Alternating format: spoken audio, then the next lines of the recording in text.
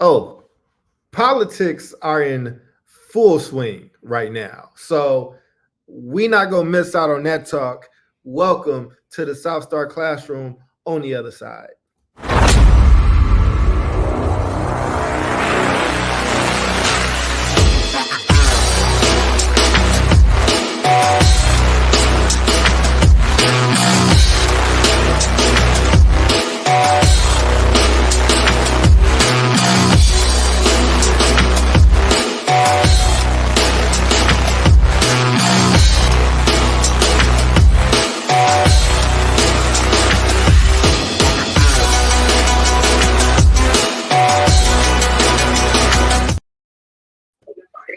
Oh, as Omar used to say, winno.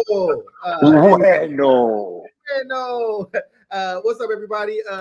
Welcome back to another episode of the South Star Classroom. That's Omar. I am Charles. Our two other hosts are out this week, but there's a lot happening in the world, and I've held it down solo while our team was on vacation. But I got my brother back, and my brother loves. We have been talking about doing a political show with no holds barred, like just being able to go in. And I'm very happy that it's worked out this way. It might be somewhat of a truncated show just because I'm traveling on the road, and Omar may be somewhere as well. It doesn't like his normal background. But Omar, what take it away, brother? What are we talking about today, man? Woo, man. So I want to hats off to the real doctor, Dr. Charles Cole. He held it down last week, man. And I loved the solo show immensely. And I wanted to support my brother by coming in the comments section.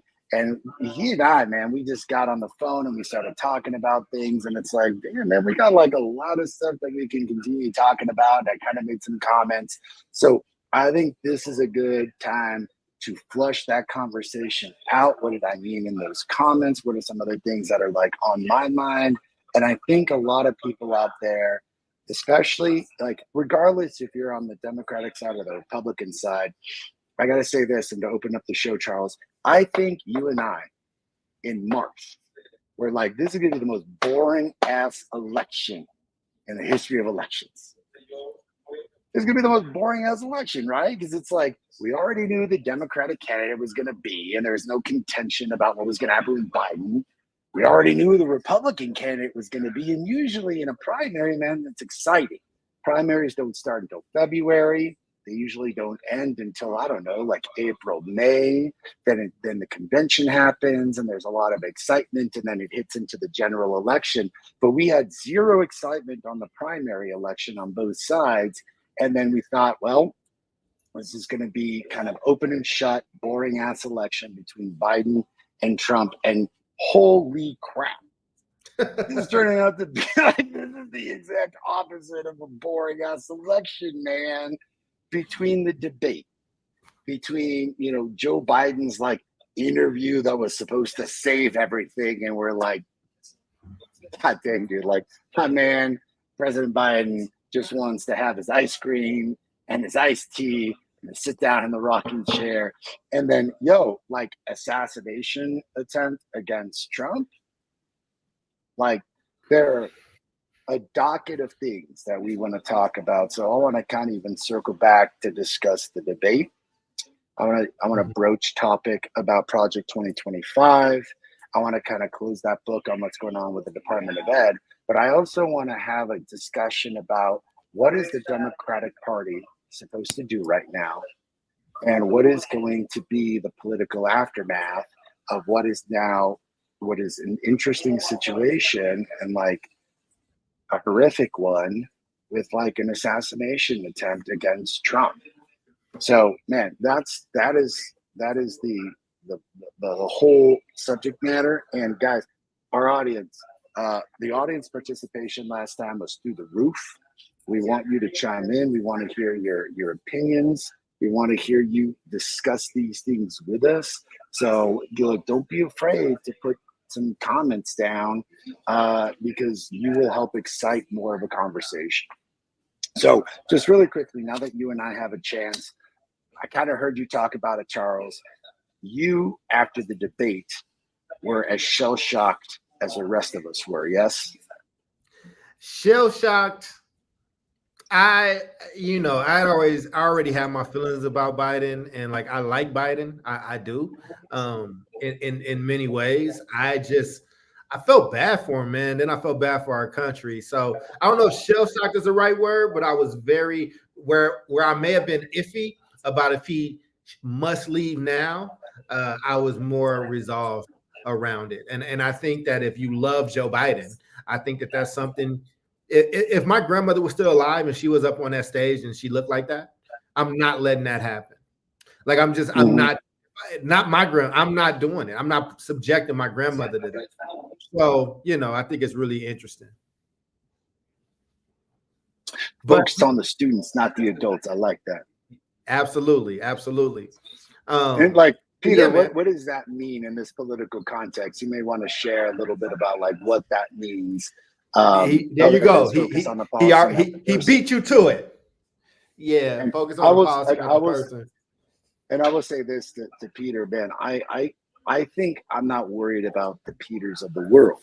So for me, I'm absolutely about focusing on the policy and not the people. The problem is that great book for all of our audience to read, to think about. If you've not read it already, it's called The Political Brain. And I'll look up kind of who the author is when I get a chance, when Charles is doing a little bit more of the talking. But The Political Brain is this really exemplary book that examined how do people make political decisions.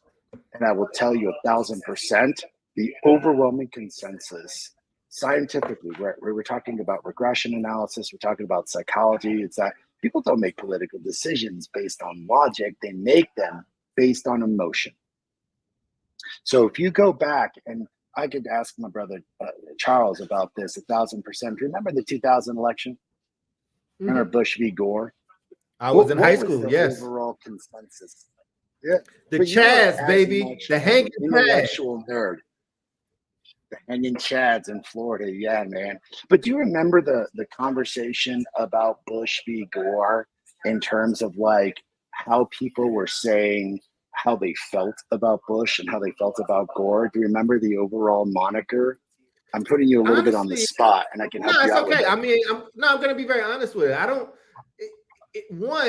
think politics was as vitriolic as it is now. So you did hear people. I heard people say that they kind of like Bush, that they thought he was like, he wasn't the smartest guy, but he seemed fun to hang out with. I think that the consensus that I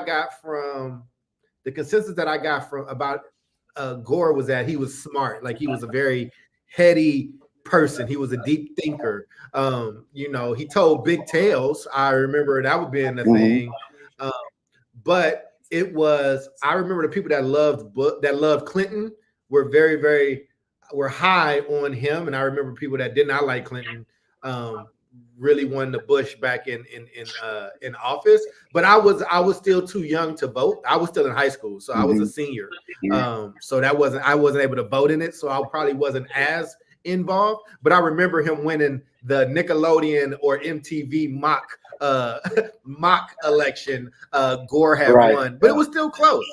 And I think that was probably one of the last kind of elections of civility in that way. And then I think the hanging Chad incident kind of started this degradation of what our political elections are starting to look like. Yeah, man. I mean, damn, dude, for high school, that's a damn good memory of like everything that went down. Dude, like that's exactly right.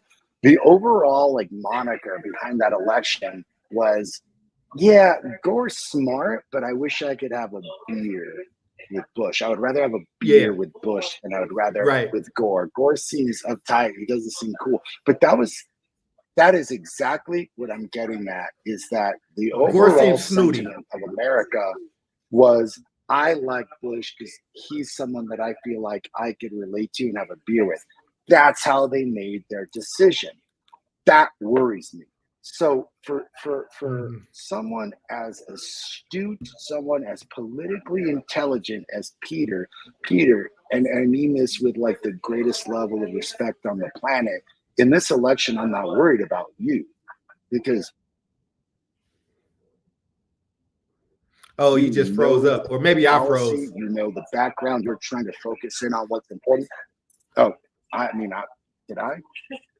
My bad. It might have been me freezing. I got the little could signal. fix this.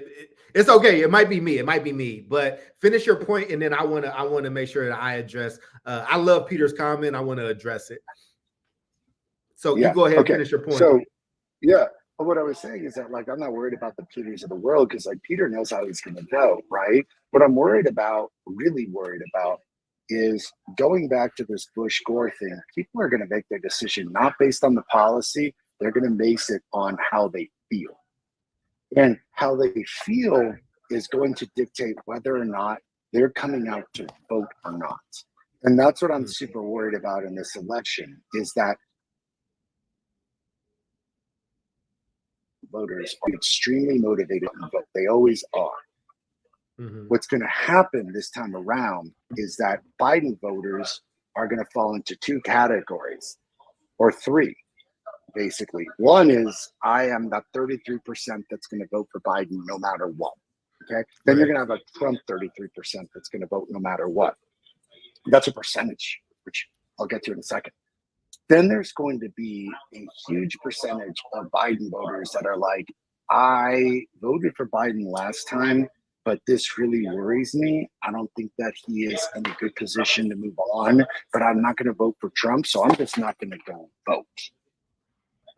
Now, if you think about that, and this is kind of what I wanted to broach on this show, is that, like, Charles and I studied political science, right? So when we look at politics, we actually kind of have a purview, not just of the policy, but really of, like, the statistics. And right now, I mean, without batting an eyelash, Charles, you know exactly the three states Democrats need to win in order to win this election, right? Michigan, Michigan, Pennsylvania, and it wasn't Nevada this time. It was it Ohio? No, it was what is the third one? It was not Florida. They're gonna get Florida, Wisconsin. Yeah, purple states. Sometimes Nevada, right. But he doesn't. Nevada's not in play at the moment like that. So yeah, from a science perspective, if you look at the numbers, Republicans are going to take Nevada, they're going to take Florida, and they may even take Arizona, and they may even take Georgia. So even with those states gone, the only path to the presidency for Democrats is Wisconsin, Pennsylvania, and Michigan. So here's the problem. Going back to, like, the beer sentiment, going back to, like, hey man, like, how do we feel about Biden? What's going to happen when those three states are saying, I voted for Biden, but I'm not going to go vote. And those Trump voters are motivated to go vote, but Biden voters aren't. That could be the difference of 10,000 that would make or break an election in those three states. And that's what worries me. So, Peter, I'm with you, brother. But what I'm worried about are voters in those three states that simply say, I ain't going to go vote. Well, and I took what Peter said a little differently. Oh, I didn't mean to cut you off. I'm sorry. Good. No, please do. Yeah, I took it a little differently. One, I would say Trump voters were already highly motivated to vote because their person is not in. And then he survived an assassination attempt, regardless of if you believe it was real or not. I don't think that was staged, but whatever. But they are hyper motivated at this point. Like, they are hyper motivated to go vote for him right now. And I think it's exactly what you said about Biden, that it's not that people might just go vote for Trump, is that a lot of people just won't go vote in those battleground states. Here's the other thing, though. Here's how I took what you said, Peter, and I appreciate you. Thank you for engaging with us. And I like that you put this topic, because you just gave us some fodder for this next 15 minutes. When you say politicians should now focus on policy, not the person, what I'm hearing him say is, we as Democrats shouldn't be, if you are a Democrat, you shouldn't be clamoring about replace Joe, because the alternative is so bad. What is Trump's policy is going to be versus that of Joe Biden's? And I'm not saying that in a vacuum. I'm not saying that you ditch Biden and you go vote for Joe. I mean, that you ditch Biden and vote for Trump. What I'm saying is that there's still some time left. You have to, if you keep telling me that this is the most important election of all time, first off, I think that's bullshit. And here's what I think. as somebody who does study politics, either say one or two things. Either say every upcoming election is the most important election. I can go with that logic. But if every election I've been part of has been the most important, and that's hard for me to hear when we've had a civil war. It's hard for me to hear when we've had World War I and World War II. It's hard for me to hear when we've had Vietnam. It's hard for me to hear when we've had Hoover Dams, right? Like the when we had the Great Depression and things like that, right? Like there's been a lot of important elections. So you can't, as my party, we depend too much on fear mongering. Like, don't tell me what I should be afraid of. Tell me what I should be excited about. And I do think there's some things to be excited about. And I think with Biden, I'm not saying that you just ditch him. If Biden is the candidate, I will vote for Biden. I will, but I know a lot of people that won't. I know a lot of people that just won't go vote. And that's not in the battleground states. I'm talking about states that he's supposed to win, like California. I know people in Illinois. Like, there's a lot of, listen, man, outside of Chicago, there's a lot of farmland. There's a lot of MAGA hats. And you know what I'm starting to see? Inside of Chicago, I'm starting to see a lot of MAGA hats. I think that, so when I hear when I hear what you say, Peter, I'm focused on the policy and not just the person. But if you're telling me that this is how important this election is, why would you run somebody that's not capable of running and holding the office? And if that is the case, why has our party not put Kamala Harris in a position to even be a viable candidate? And people don't want to say this, and I know there are two men here. Like, so we can't just say that if people don't want to vote for Kamala Harris, that they're either sexist or racist. Like, people just don't like her, man. Like, I'm so, like, it's not a I don't know what else to say. Like, I just don't know what else to say. Like, I wish she would have been more vocal. I wish she would have been more out there. Like, I'm not saying I don't like her. I'm talking about people, right? I'm talking about polling. I'm talking about what we see. So if you're gonna go Gavin, or if you're gonna go get somebody that's bright-eyed and ready, go do it. But you know, I'm not trying to focus on the person per se, Peter.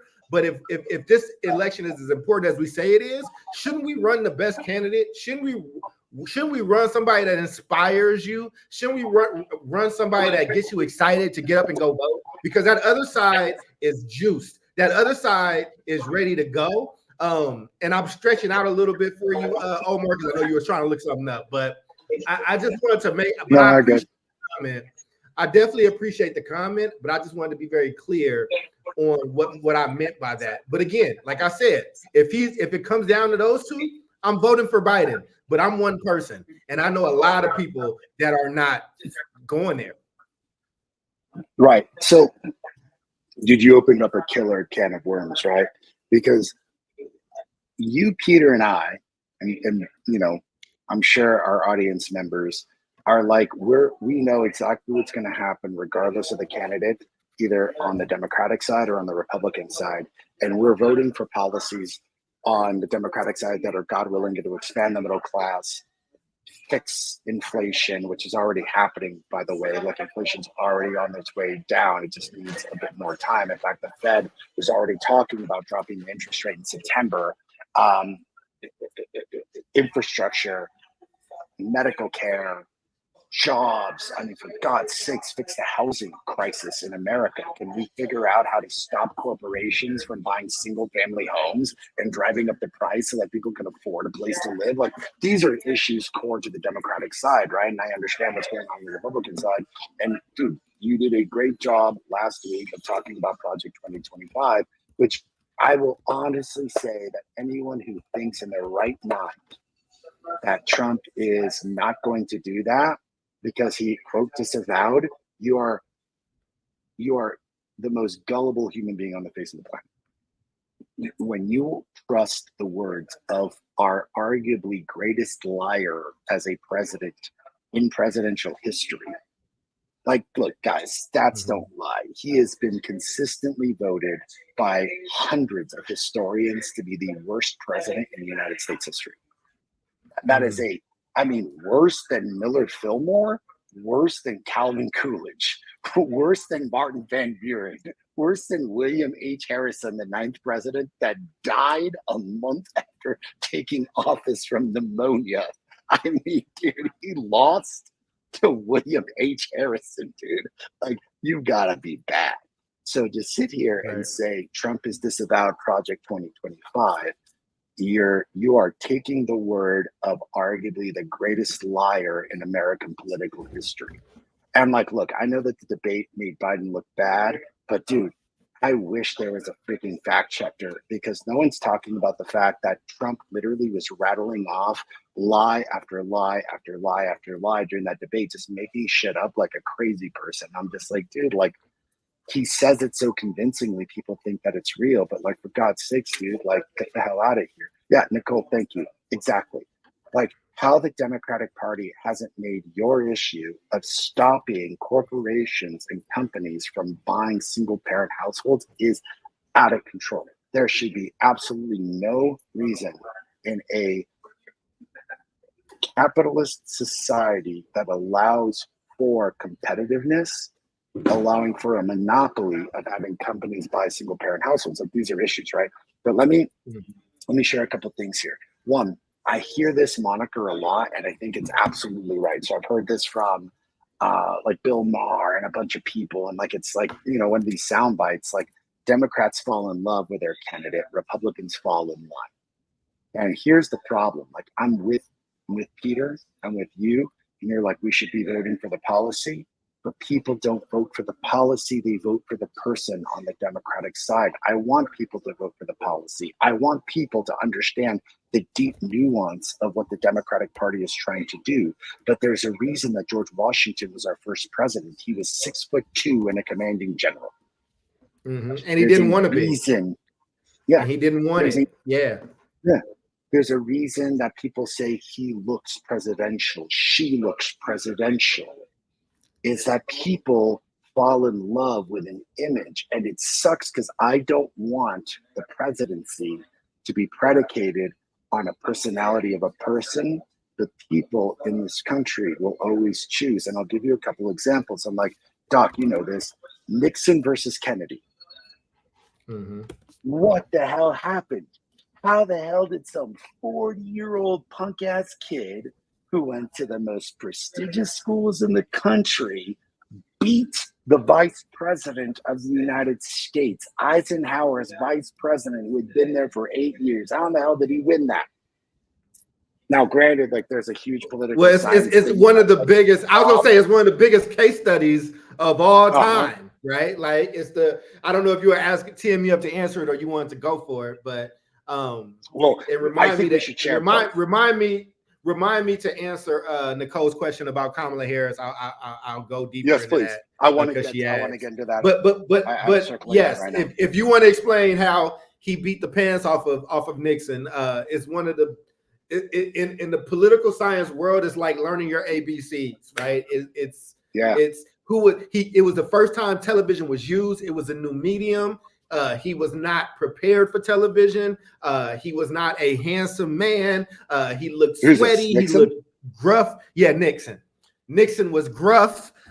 He did not play well to the camera, whereas that other guy, much like Barack Obama with social media, how he embraced and understood that more than his opponent did. They understood, like, put this good-looking man up here, make him stand up straight, make his teeth have a sparkle, make women want to fall in love with him and men want to be him. And even with that Bostonian accent, he went up 20, 30 points. Like, he went up an obscene amount, because the way that this electorate votes is based off who they like.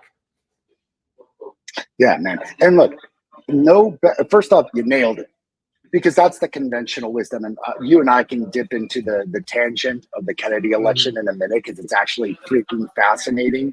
And we'll talk about Kamala, but we'll jump into how Frank Sinatra helped win the election for Kennedy, because like, that is one of the most fascinating political case studies in United States history. But even, you know, Bill said it. It's like Nixon sweat without even having to prompt Bill. Bill's like, Nixon sweat. And that's what happened, is that he was horrible on television, and this country fell in love with this bright, young, articulate, good-looking kid from Massachusetts. He was one of the most quotable presidents in history. And people made an emotional decision, and that is what is making me really worried about this election, is how was many very people emotional. are voting on emotion and not logic. And I got to tell you, that's why I'm recommending the political brain to everybody. People make their political decisions not on logic, not on what is best for the country, not as what is best for everybody else. How does this person make me feel? And that's a good segue to really quickly touch on Kamala. Then we'll get back to Kennedy. Let's talk about Kamala. You have to say her name correctly. Kamala, Yeah. you have to say her name correctly. I got you. Karma Chameleon. Gotcha. So how do people feel? You start now, and I'll come back on the backside if you like. So, right, I'm gonna. Or I can start. It's up to you. Because I have something to put up on the screen for Nikki, for Nicole, because she asked why do I think people don't like Kamala Harris? I'll tell you, and it's I'll give you. Well, every single poll. Then I'll go inside. Yeah. I'll go inside baseball on that one. Go for it. Got you. Well, here's part of it, right? Every single poll, this right here. Let's just start here. Kamala Harris has polled very, very poorly since she started out with a +10 approval, and over time her disapproval has just grown into this point right now where her disapproval is over 50%. And I think that that's even being modest in some ways. I think a lot of people feel that she's not relatable. They feel that she's disingenuous. They feel that she is whatever race she needs to be, depending on who she is talking to. And I think a lot of people feel like they haven't seen her as much as they probably would have liked to have seen her and seen her be genuine throughout this presidency. What I thought was happening was what Joe Biden said was he was going to be a bridge president. I thought that he was setting up to bridge the country from coming out of Trump and then preparing Kamala or whoever else, whatever young shining star was going to rise out of the Democratic Party. And then somewhere along the line, he changed his mind and said, I will run again. And the internal struggle has so far gone Joe and Jill Biden's way to keep him as the top of the ticket. That is the answer that I have that's rooted in the evidence and a little bit of my opinion. But here's some active polling. I would say, Nicole, you can go do as much polling as you like from other sources. I think you'd find pretty similar results. Whoo, man, I got some insider ball for this crew.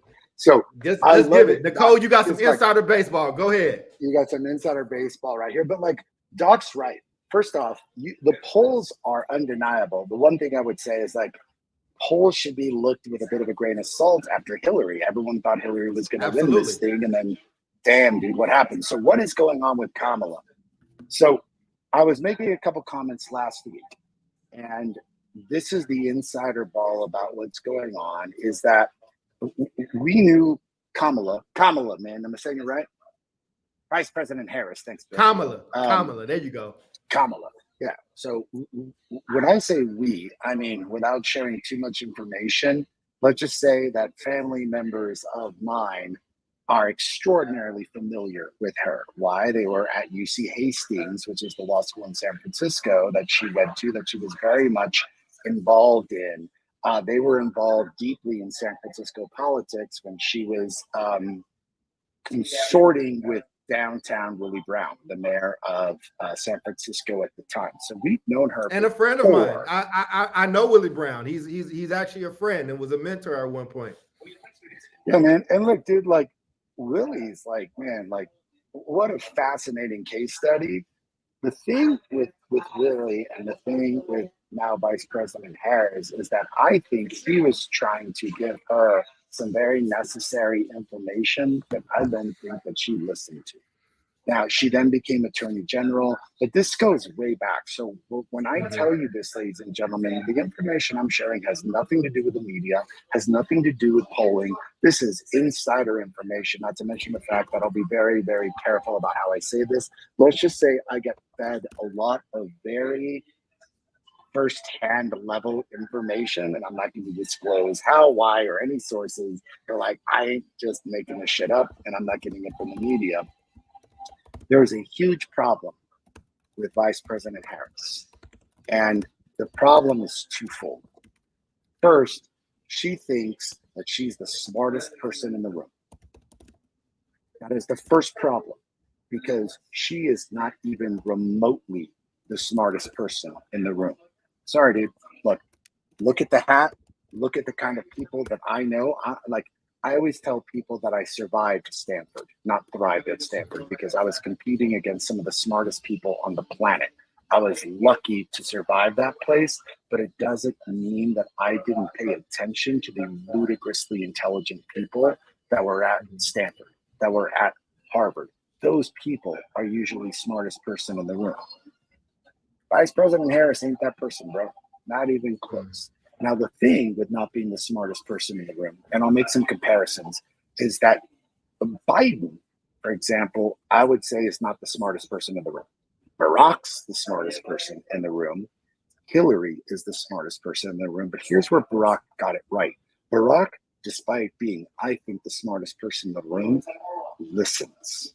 And that's the second part of this equation. So the best recipe that you could possibly give for a president is, if you ain't the smartest person in the room, like I would say Biden compared to Obama, Biden knows how to listen, knows how you just got all the things going the up. execution. Yeah, man. But with Biden, it's not just that he listens to everybody else. He knows how to execute a plan, probably better than anybody since LBJ. He knows Congress. He knows how to pass legislation.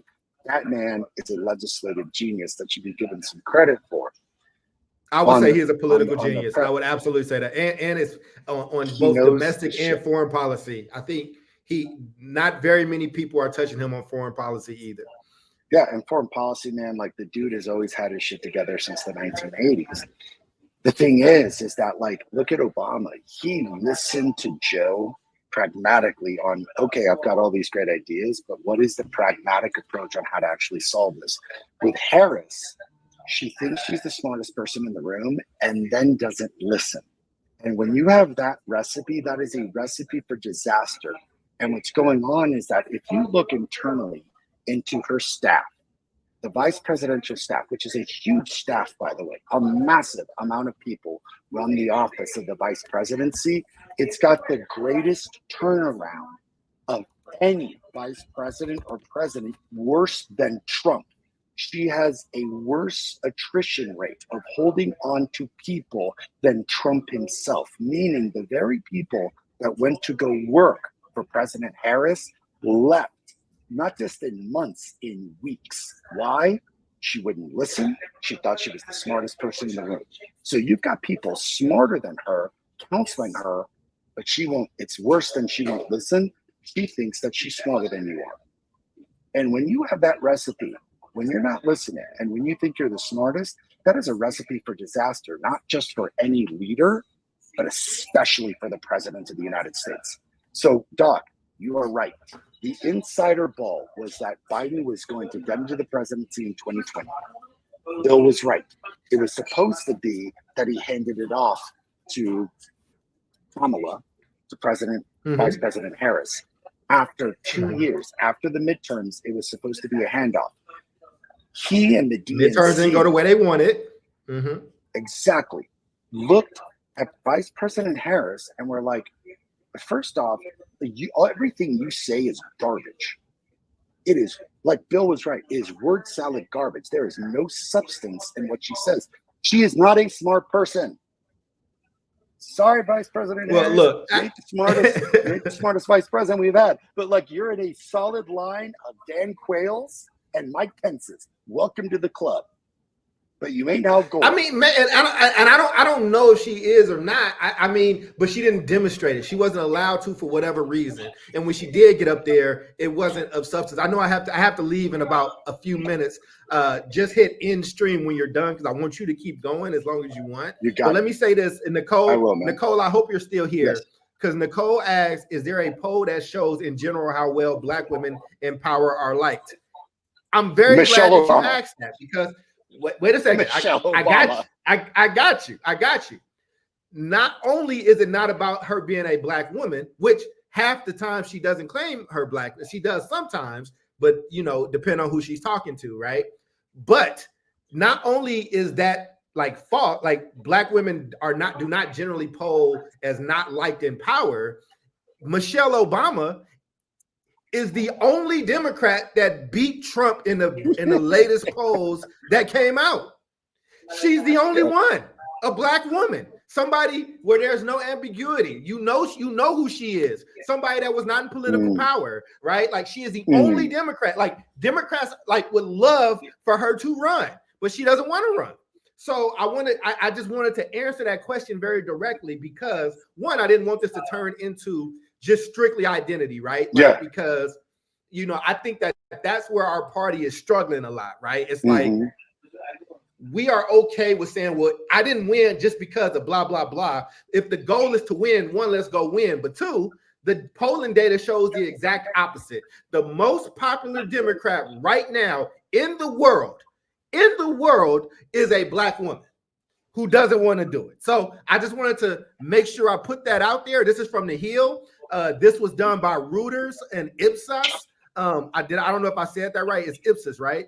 And just so we know, the survey conducted by Reuters Ipsos found Obama was the only Democrat with a lead on Trump in a hypothetical matchup where she garnered 50% support to his 39. She beat him by 11 points. Only 4% of respondents say that they would not vote at all. So again, I just want to make sure that we have covered that piece.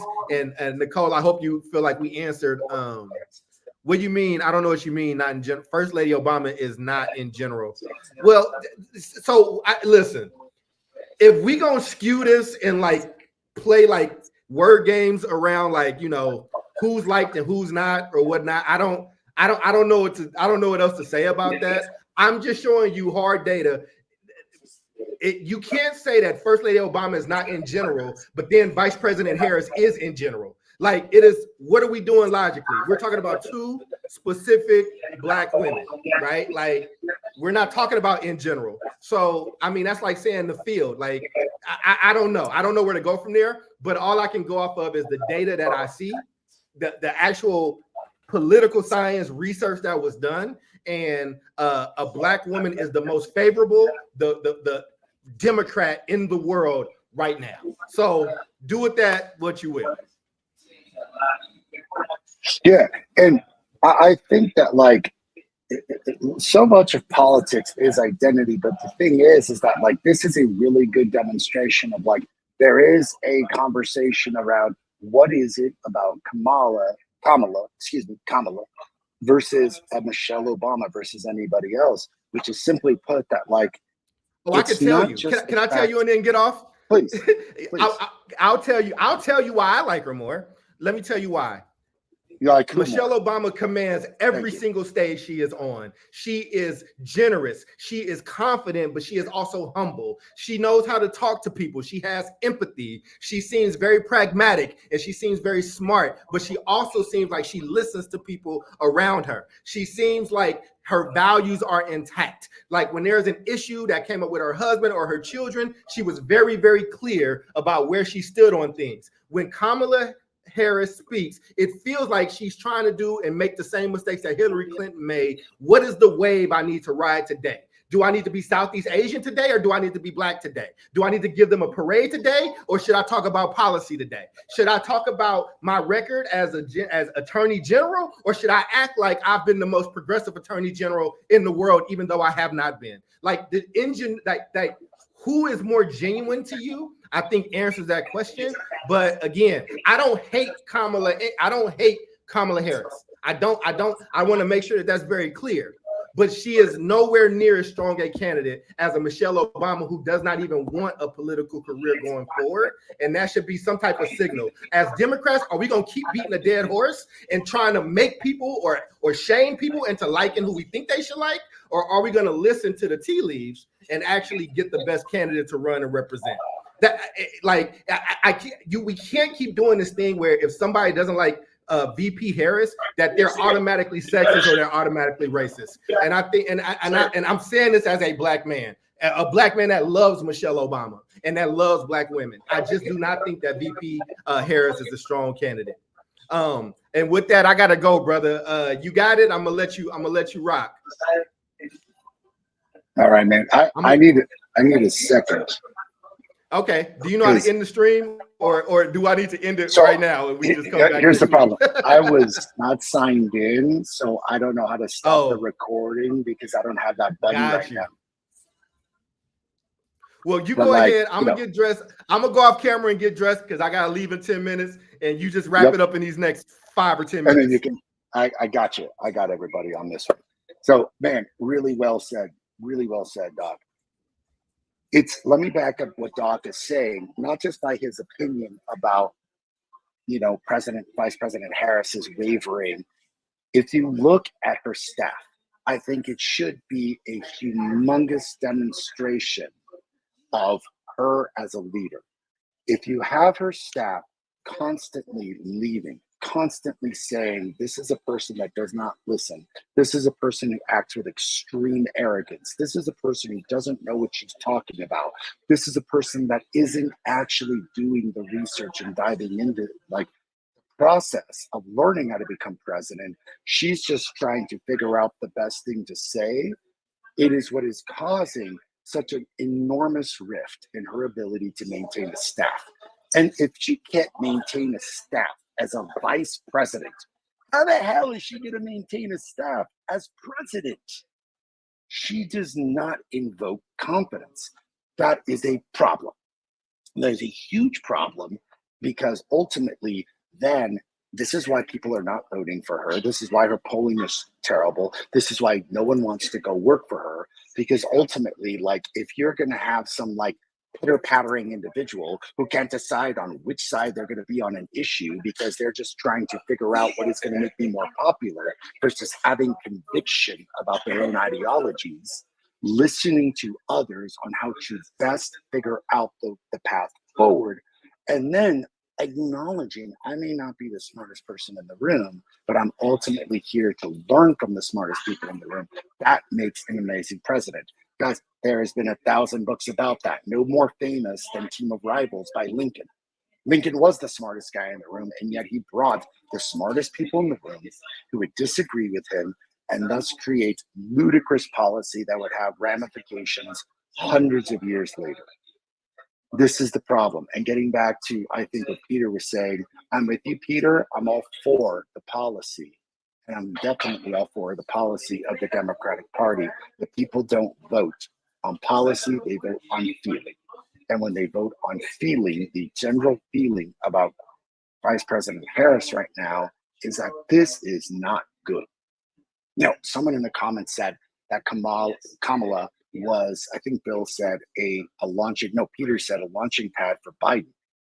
Dude, I don't disagree with the fact that she really circled that ticket around. It looked awesome. Here is this, at the time in 2000, what looked like a very smart, vibrant, incredibly intelligent, multiracial person. That's awesome. That made the ticket look incredible. The goal was Biden was going to essentially put her into a position of power in 2022. But the problem with how loathed she is by her staff, how unpopular she is, made them redirect their decisions. So the inside of baseball is, I don't know if y'all remember this, but Pete Buttigieg got a very large scale bump in attention. And he was Secretary of Transportation. Other than Secretary Monero, for all of us from California who I believe the San Jose airport is named after him, can anyone else name a Secretary of Transportation? Can anyone on the podcast, without looking it up, tell me who the Secretary of Commerce is right now? If you're a badass, you probably could. But odds are, how do you know who the Secretary of Transportation is, but are having trouble remembering, I don't know, who the Secretary of State is right now? It's because Pete was going to be the presumptive replacement for Vice President Harris. Then we got into a huge debacle with the whole transportation component, the freeze, the FCC, the entire debacle that I think you all remember a few years ago when it came to the planes and transportation, everything else, really hurt his reputation immensely. And we're like, maybe this dude needs a little bit more time in order to kind of get his bearings. So it was like, crap, what do we do now? We can't have Pete. Vice President Harris is a mess. This is why we had Joe kind of being like, I guess I'm going to run again in 2024, when that was never the option. Now, what I wanted to kind of do is say, hey, man, well, what are the options? What could happen? Because a lot of people are like, we're stuck with Joe. And I'm like, that's not the case. Joe could step down.